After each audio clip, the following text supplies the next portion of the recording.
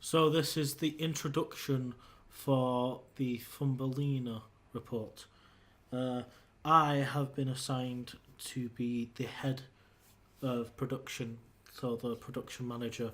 There is Jacob, who is below me, who dishes out what is needed to the rest of the production team. So we researched Thumbelina by watching the movie, and we saw quite a few examples of good elements that we could use to convey the storyline. Like, for example, the bookcases in Thumbelina's residence. She is a tiny individual, thumb size, so Thumbelina, of course.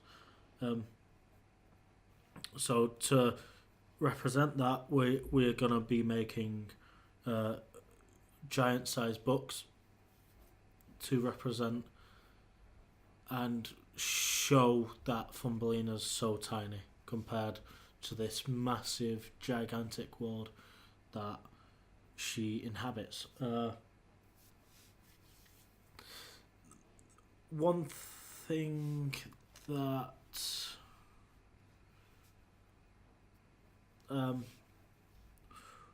we've been doing is discussing what elements could be added and what should be added and what can make a scene more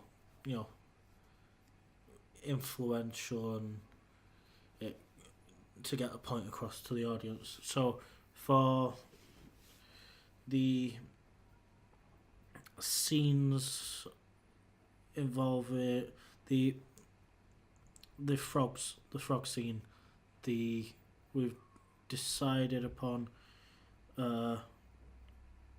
getting a boat kind of projection behind the cast members, so we can show that they're in a swampy environment and stuff like that. We can produce the mise en scène through different things like that, through having like images behind our performers, our dancers. That's a big struggle with doing research for this project, because you don't want to adapt it so much that it becomes something different than the Thumbelina, the main thing, but you don't want it to be the exact same. You don't want it to feel like, oh, it's just a rehash of Thumbelina or whatever. We want to make it interesting, and through, like, say, our costume choices, for example, the mole in the movie looks quite posh and an aristocrat-y kind of nobility, but we have had the idea of having it turned on its head and having him like a pimp, because we're going with this, for lack of better terms, sugar daddy approach with the mole, and to emphasise that, we'll need like pimp costume, because that's a very strong stereotype of what a pimp is. It's a sugar daddy, someone that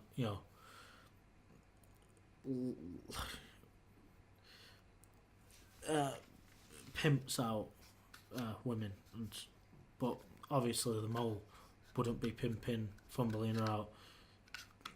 It'll just be marrying her, but because of it being a forced marriage. Obviously, there's that. There's quite a bit of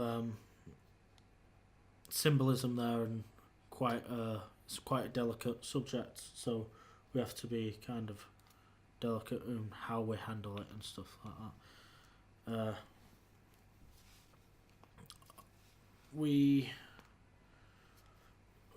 Going on to the discussion part of it. The hardest part for production would be motivation that I've found within the production team, because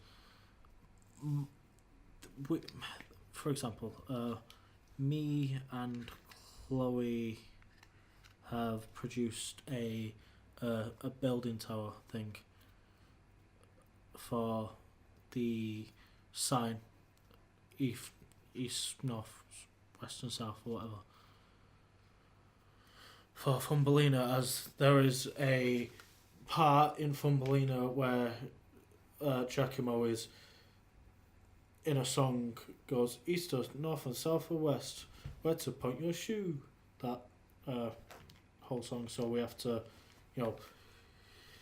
produce props about the songs, and so it goes in line with the storyline, and so we know what's actually being said and what's not being said as well, because you can't really do a whole song that isn't relevant to some of the set, but you still have to create that, like as I've said again, that mise en scène. So for my conclusion, what I could do better, and what we need to look at mainly, is looking at the bigger props, like the books and stuff, and the main props. So for example, I'll give you 3 examples actually. The one would be the coins in the mole scene, because the mole is supposed to be this lucrative businessman, whatever, because he hides all his money away and all that stuff. So we need to make rather large coins, because he's still a mole. He's still as little as Thumbelina.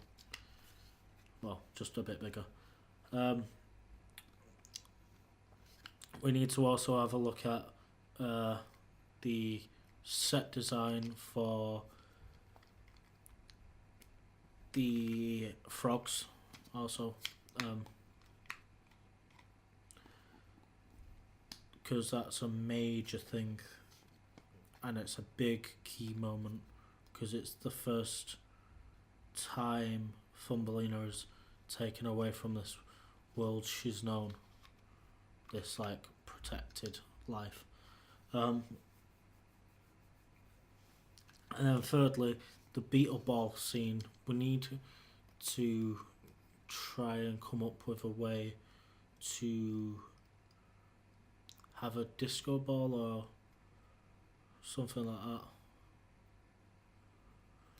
because it's supposed to be this big glitzy glammy show, but at the moment we don't have anything that seems so glitzy and glammy, and we need that. Also another thing, the makeup and costume that's being worked on, that's like a hear and say thing, like, oh, someone's got a top, okay, let us borrow it, that kind of thing. But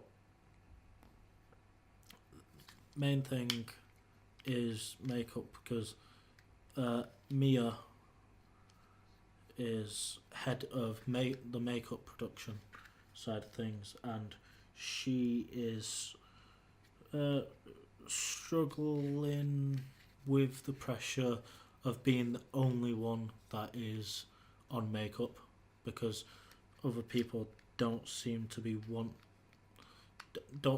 want to do the makeup side, which is a vital side.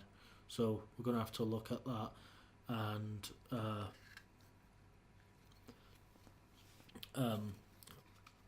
go over what needs and how we can fix that.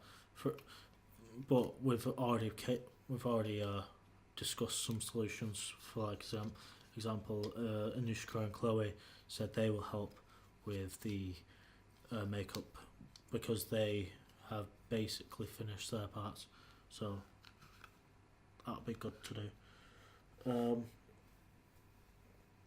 That's basically it. Because we've got all the recordings out of the way, so that's fine. All we need to do now is do the dancing and stuff, but that's not really my area, so I'll leave it to anyone else that has handed in their report of what needs to be done. So thank you and goodbye.